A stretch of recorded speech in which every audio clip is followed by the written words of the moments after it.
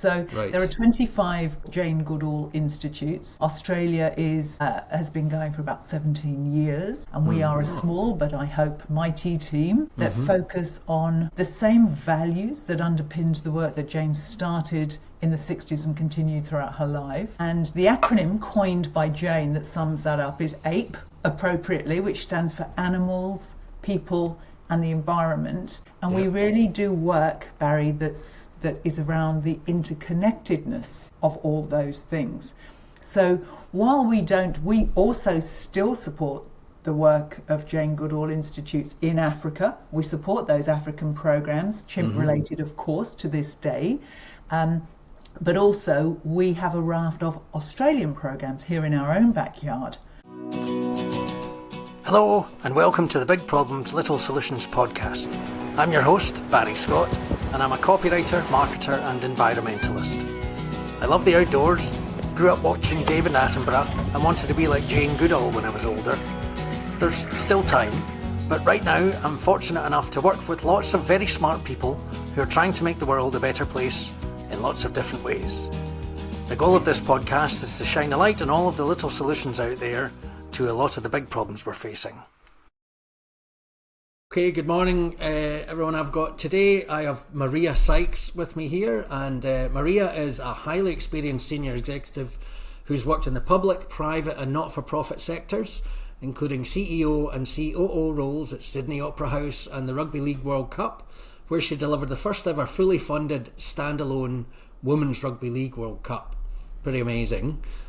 She's created commercial experiences at some of the world's most famous destinations, including the Empire State Building and the One World Trade Centre, and she spearheaded the successful listing of the Sydney Opera House as a World Heritage Site. Maria has also been a French announcer at no less than 2 different Olympics in Athens and Sydney, encouraged Aussies to visit Britain as head of Visit Britain Australia New Zealand, and now she's CEO at the Jane Goodall Institute. So good morning, Maria. How are you? Good morning, Barry. Thank you for that illustrious introduction. I have to live up to it now. Oh, that's all right. And so how is it cold? It's freezing down here this morning. How is it for you? Bitter. It's really chilly. Winter has arrived in Sydney too.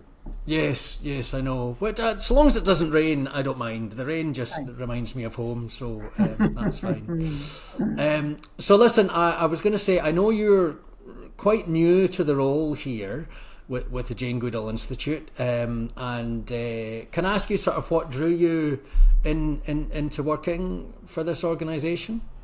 I'll share a story I shared with the board at interview. Okay. It must be a good one then. It worked, didn't it? Yeah. I was weaned on Dr. Jane, I suppose. So from the earliest age, Dr. Jane and David Attenborough were compulsory viewing in my house. My father would sit me down, and we would watch any nature documentary really, but Dr. Jane and David were right up there.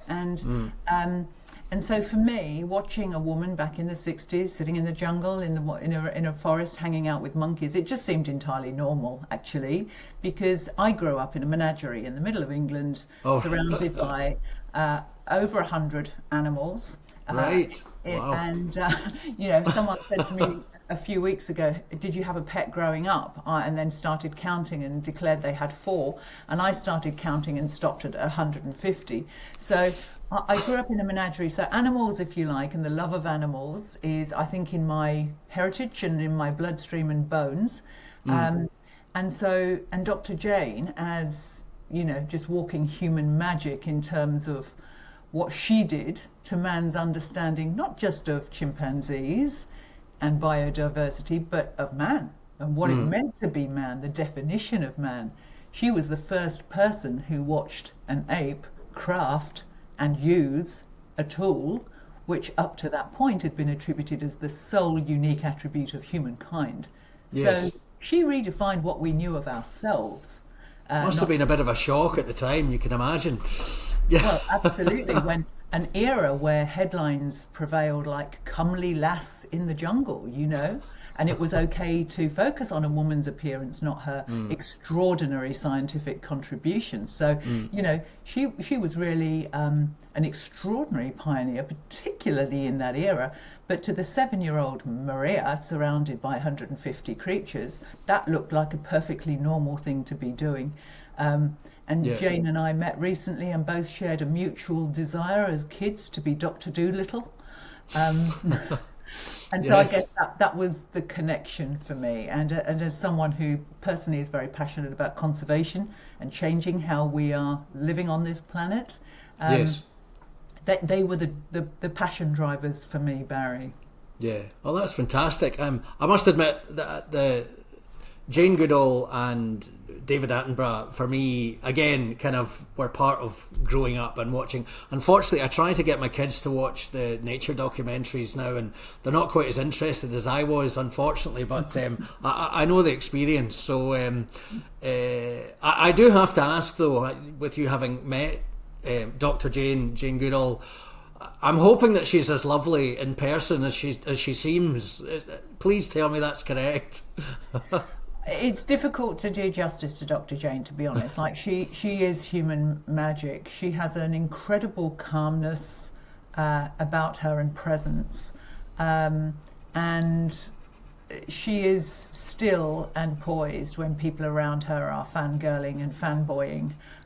Yes. As most people must be, I would imagine. They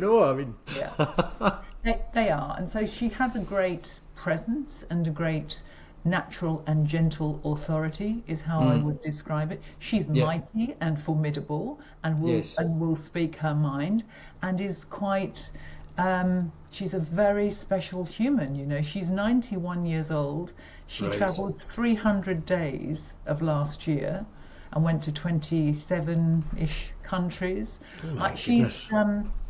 She's not like everybody else. She's an incredibly she's an extraordinary human, and so I wonder where she gets her energy from. I couldn't travel that amount of days. I'd be exhausted at this age. Never mind 91. No, that's right. Well, a tot of whiskey is her secret pleasure. So maybe there's something in your heritage. I've got mine there. Oh, very good. Good. Okay, well, listen, that's wonderful. And look, so we all know, well, most people, I'm sure, pretty much know who Jane Goodall is and what she did. So can you tell me what the Institute actually does then? And I know there's one in Australia, there's some all around the world. Can you tell me, what does it actually do? I guess this is a physical footprint that honours the legacy and the principles of Jane's life's work, if you will. So there are 25 global Jane Goodall Institutes. Australia has been going for about 17 years, and we are a small but I hope mighty team that focus on the same values that underpinned the work that Jane started in the 60s and continued throughout her life. And the acronym coined by Jane that sums that up is APE, appropriately, which stands for animals, people and the environment. And we really do work, Barry, that is around the interconnectedness of all those things. So while we also still support the work of Jane Goodall Institutes in Africa. We support those African programs, chimp related, of course, to this day. But also we have a raft of Australian programs here in our own backyard, because while we don't have chimps, we do, sadly, have great form in creating endangered species and pushing creatures to the brink of extinction, a dubious accolade. And so there is great work to do here too. We may not have the chimp, but we do have the pygmy possum, we do have the koala, we do have the hairy-nosed wombat, and they are all being pressured with habitat removal and other the impacts of human intervention. Yes. So the principles that drove Jane, whose favourite animal, by the way, is a dog, not a chimpanzee. Oh, really? She's an animal lover. She's not a chimp lover. She's an animal lover and an extraordinary ethologist. But fundamentally, the values that drove that work in Africa are the same principles that we pursue through our Australian programs nationwide across all states and territories here at home. Yes. And so do you have a kind of overarching programme for the whole of Australia, or do you sort of zero in on little niches, or how are your programmes sort of divided up? What do you have? Great question. We a bit of both. Right, okay. So a core programme to all global chapters is Jane's Roots and Shoots programme. Oh yes, yeah. And these are, as the head of our programme here in Oz said to me, our biggest challenge, Maria, is that it's all grassroots, and our best attribute is that it's all grassroots. And this is very aligned with Jane's ethos in African nations. It's so-called takare, which effectively means community-driven. It's about harnessing the passion and commitment of local communities to take individual actions in their own backyard. So, as Dr. Jane said, this is not verbatim, but effectively she said, every individual makes an impact in the world every day. You can't avoid it. Yes. And we have to decide, we have to choose the difference that we want to make in the world. So while those little actions, you may think you're recycling, you're greening of the backyard, your planting of a tree may be inconsequential in what can be an overwhelmingly angst-inducing environmental reality. Yep. The collection of those individual actions is mighty and powerful. So our grassroots program, under the Roots and Shoots programs, we have volunteers nationwide, an extraordinary group of people, huge-hearted, passionate, dedicated, smart and very active.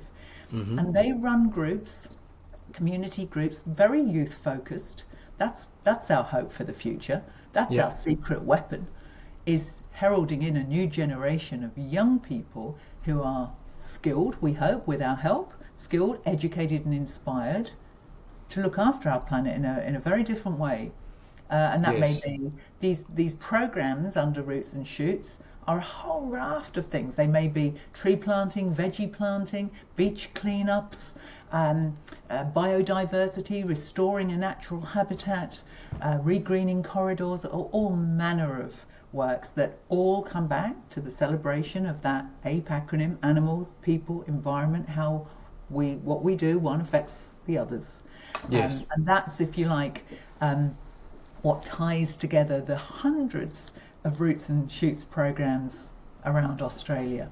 And we have other programs, a very, very major, or we want it to be very major, youth education program separate to Roots and Shoots called Rewild Your School. And this is the ambition here, Barry. This is a really powerful program. It's not a quick workshop. It's a curriculum-aligned 10-week multimodal learning program that is very hands-on. Kids get to roll up their sleeves, build a possum dray, build a new home for the blue-banded bee, whatever the champion species may be. Mm-hmm. And what we hope to do with this program, we've piloted it, and the feedback has been extraordinary from both teachers and kids. They love it. So this is kind of a thing that slots into the curriculum for the kids, and the teachers go through. Is that how it works? Well, we because we've had such brilliant feedback from our pilot, where we have been quite hands-on ourselves from the Institute, we want this to scale, Barry, because this has been so powerful for the few hundred kids that have done it, for teachers and kids alike, that we need to have millions of kids do this. We need this to become, frankly, the mainstay of primary environmental education nationwide. It's a very bold ambition. And being very candid with you, I need a very generous supporter who gets the importance of this and helps us make it real, because we need... If there's anyone out there... That's right, if there's any rich listeners, I'm looking for seed funding, because this is potentially a game changer.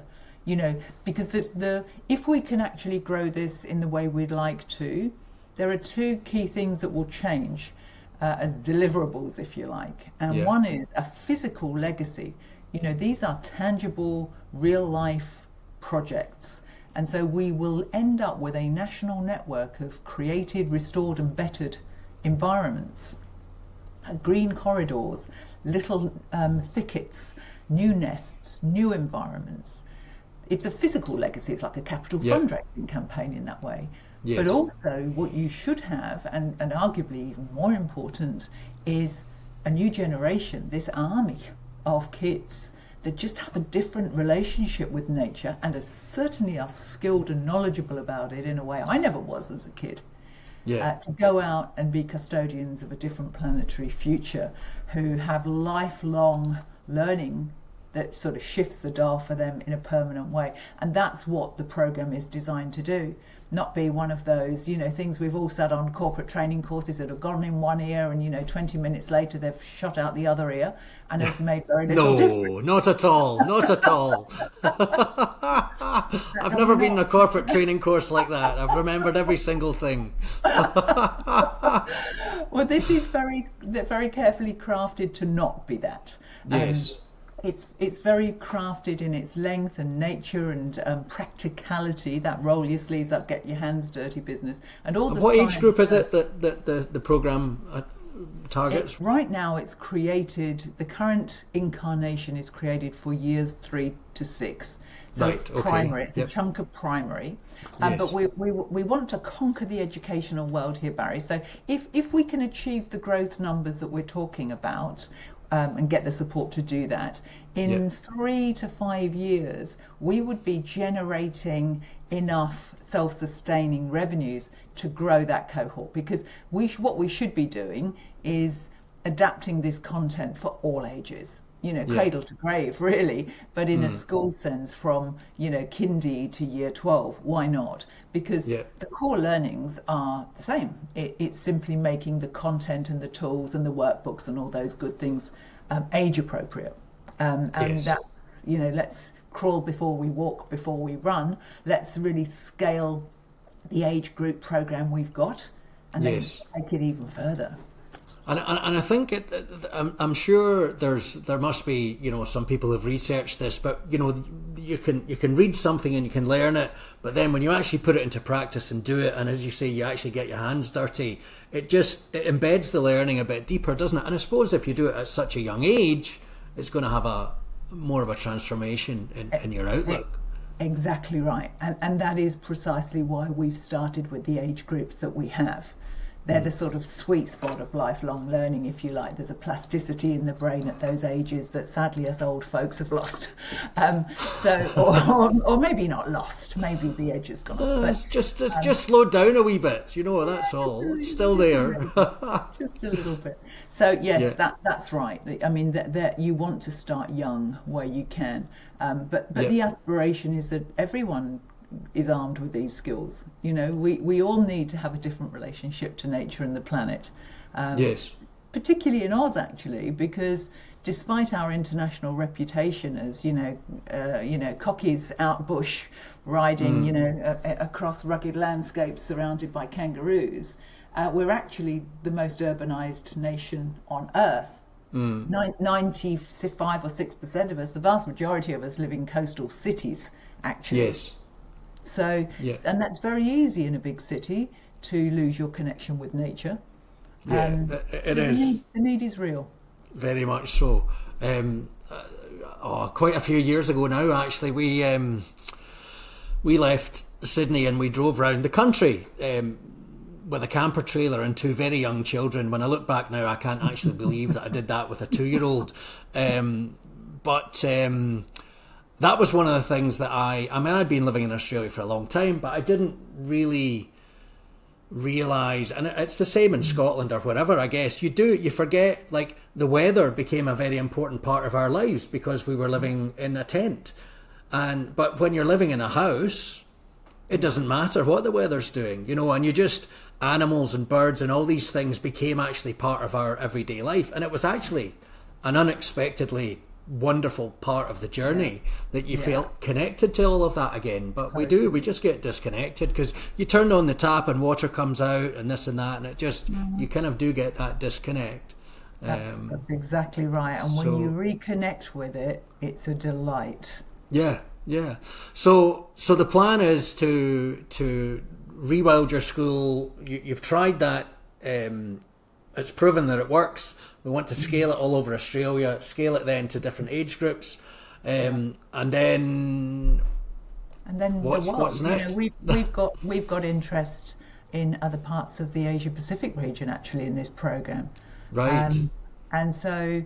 And we have those global chapters, so there's no reason this can just, have an impact here in Australia. Yeah, of course, because there's Jane Goodall Institutes all over the world already that can just take this and run with it. Yeah, that's right. And what it would need, of course, is local adaptation to reflect their educational curricula and their local species. So this is obviously very localised and customised to some degree because we've atlas mapped what species exist in which different parts of the country, and it's simply the scaffold is there, if you will, and you can make it relevant to whatever nation you like. So the potential of this is pretty unlimited. But, and we're doing it at a small scale now, but still the kids and teachers that are doing it are universally loving it. So, that we really need, I'm really excited about this. I think this has got really serious game-changing potential. And I'm hoping that, a supporter will see what this can do too, because it's really important that we make it happen. Yeah. Okay, anyone out there who's listening in, our details, Maria's details will be available afterwards on the website, so we can see where we go from there. So, and the other thing to say while we're talking about the power of giving is, even if you don't have the big number that we would love to have on Rewild Your School, I think as a grassroots organisation that is very community focused, Barry, it's extraordinary. As the new CEO, it's extraordinary the meaningful impact we can make with a very small sum. So not everyone has the big numbers that we need to scale a program over years. But $50 in our world makes a serious difference. So I don't want to simply say I'm interested in moneyed philanthropists, because of course we are. Yes. But I think people want to make a difference. They understand the problem. Sometimes they don't know how to make a difference, and if they want to support conservation works, biodiversity, wildlife protection, we can make very good use of even small gifts, and we're very grateful for those too. Yeah, in fact, I think there was some research that came out recently globally about the fact that I think there are like 80% of people around the world want to do something about the climate and climate action, but they just don't know what to do. And they also don't talk about it to other people either. It's almost like this thing that don't talk about it, which is kind of odd. And this is very much part of the learning of our environmental education programs with young people, to help them understand that they can be activists, they can be advocates, or they can take action. Call it the 3 A's. There's a whole bunch of things you can do, and even if it's just use your voice to others. And so helping kids understand that for the rest of their lives they can be gentle but powerful advocates. The collective impact of that's serious.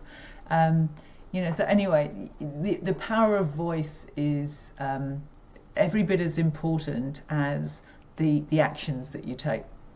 Yeah, very much so. Listen, just speaking about the power of voice then, is it because I come at a lot of this stuff sort of, there's so many great ideas out there that if duplicated many times could solve some of the big problems. That's kind of and I'm a communications person.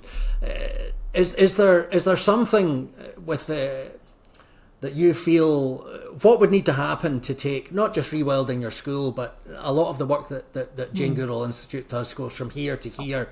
What's that little because I think everything can be solved by proper communications, of course, because that's what I do. So what do you see as the issue? What's the barrier that we need to come over to sort all of that out from your perspective at the Jane Goodall Institute? I think, people are busy. There is a cost of living crisis going on. I think the overwhelming data that we get on the climate crisis and global warming can be overwhelming and paralysing, actually. I think, there's a lot of research and data that shows that eco-anxiety, particularly a lot among younger populations, is very much a real thing. Yes. And if that's a galvanising force, then great. At the Jane Goodall Institutes globally, we try to lean into compassion and hope, but not just sitting around twiddling your thumbs, hoping. Hope with action. Action hope with too. Action. Yeah. And so this is where I talk about the power of the Grassroots program.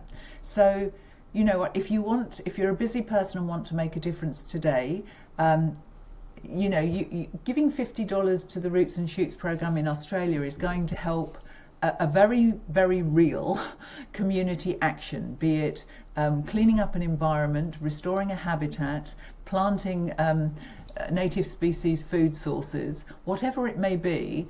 Small amounts can make a very real and measurable difference. So, and you can do that on the website today, presumably. Log on to the website and hit the donate now button. Even if you have as little as $5 or $10, we will make a meaningful use of that that gift.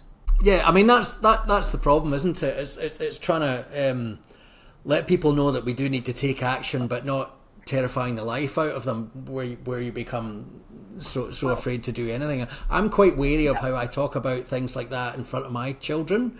As they're getting older, they're kind of figuring it out. But I mean that's the tricky thing. Yeah. We talk about it with the kids over dinner all the time. Yeah. But it's always through the lens of the little things we can do that turn it around, and the hopeful, the actions that actually they're the bedrock of hope. Yes. It's not delusional hope. It's hope because we're all collectively going to behave in a different way, and I think that gives them a sense of agency. This is not out of control, but I can actually make a difference. Yeah, that's wonderful. Well, thank you very much, Maria, for coming on today. And look, I think that's a great place to leave it. If we can all just actually do something, it does. It gives you hope. So, yeah, that's wonderful. And I'll leave all the details underneath the podcast at the end. And I might just hop on your website just now. Thank you very much. And thank you for the opportunity, Barry. It's been a great pleasure speaking with you. That's all right. Best of luck. Thanks, Maria. Bye. Thanks again for watching, and don't forget to share these little solutions far and wide.